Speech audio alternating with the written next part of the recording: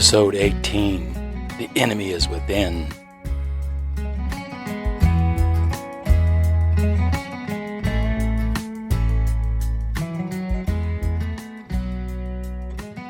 Being our own worst enemy, we will come to fight among ourselves more than we already have.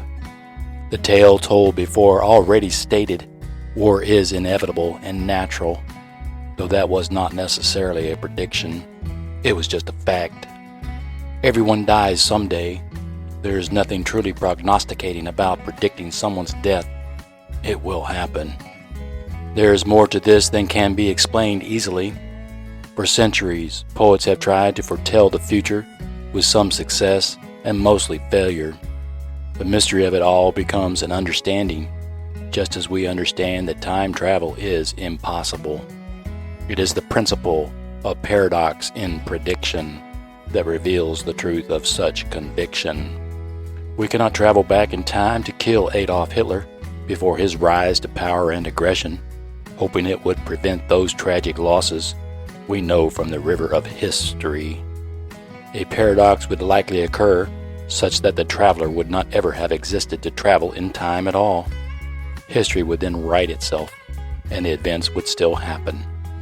This same paradox is true about prediction in poetry. If we knew the meaning of a poet's prediction and made some effort to prevent it from happening, the poet would not have predicted it at all, nullifying it as a prediction. What will become a prophecy is hidden from anyone's understanding until after it happens. Even the poet does not know what he is forecasting, nor where within the words of these lines the future will be found.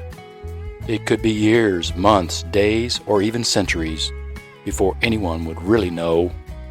Even after it happens, it will have such an obscurity of meaning, often concealed in contradictions and duality.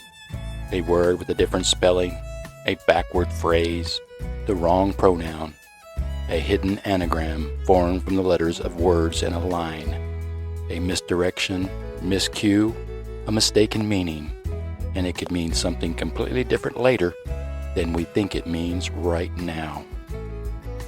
These are just a few examples of how the paradox of prediction prevents knowing the future at all. We can only know it when it becomes the past.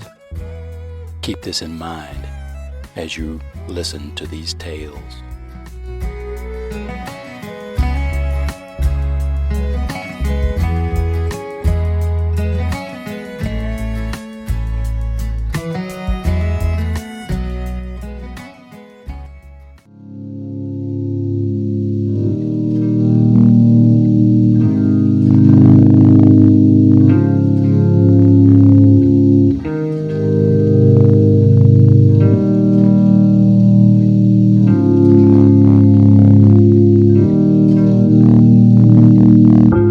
Now back to the group of guerrillas getting ready, marching along, singing the song Rock Steady, with Raymond in the lead of the little pack and Priest in the rear watching the back. The team travels on toward their goal ahead. Quietly now as they get closer to the end. This is make-believe. It is only pretend. Without rattle or chatter, they tend to the matter of preparing to cross a body of water. Simon climbs to the top of a cliff to look for a decent skiff. Kate crawls to the edge of a ridge and reports that she has found a bridge. There must be a halt until night. They cannot cross the bridge in the light. Each one to oneself prepares to bivouac. Gabriel cooks up a big pot of mac and cheese with a smile. Nobody has eaten in a while. Each one files through the line. The meal is just fine. It is only a chunk of beef jerky and a canteen cup of cheesy noodles.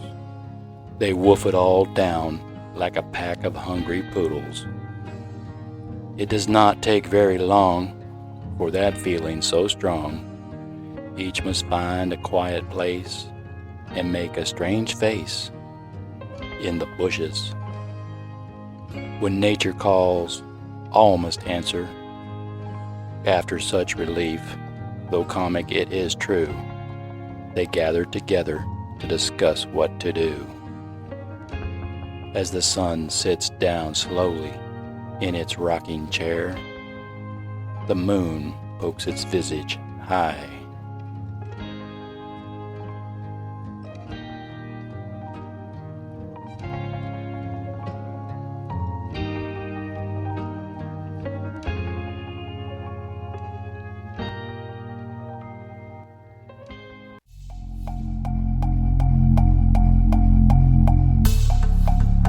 It's time to move! Raymond speaks softly and gestures to follow in a ranger file. With Farouk on point without any fear, Buford lumbers along taking the rear. In line to the night and across the ridge, they follow the trail to the edge of the bridge. Bounding across from pile and cap, they cross the decked girders, spanning each bent. Each one moves with a single tap, silently on the shoulders, knowing what is meant. Without a word or the sound of a step, the Spetsnaz team of 7 stealthily crept. In the shadows they dared, as light above glared, cross the aqueduct. Safely across and unseen as if ghosts, they pretend to be just one of the posts. Rally up now, the objective is there, whispers Raymond. In the distance they see its lighted, looming dome, that white castle of doom, an evil one calls home. The mission is now so much clearer to all of them. They must save democracy from falling to socio-communism. The threat from within is the enemy unseen, that socio-communistic dark Democrat queen. Never before her has the nation seen horror in reality and its dream. These spells are so blinding and these tales so binding, a tragedy and comedy tame. For those who recall the great poet's best, 2 poems well paired in passing the test, although not epics at all like mine. Both are twisted like twisted eglantine.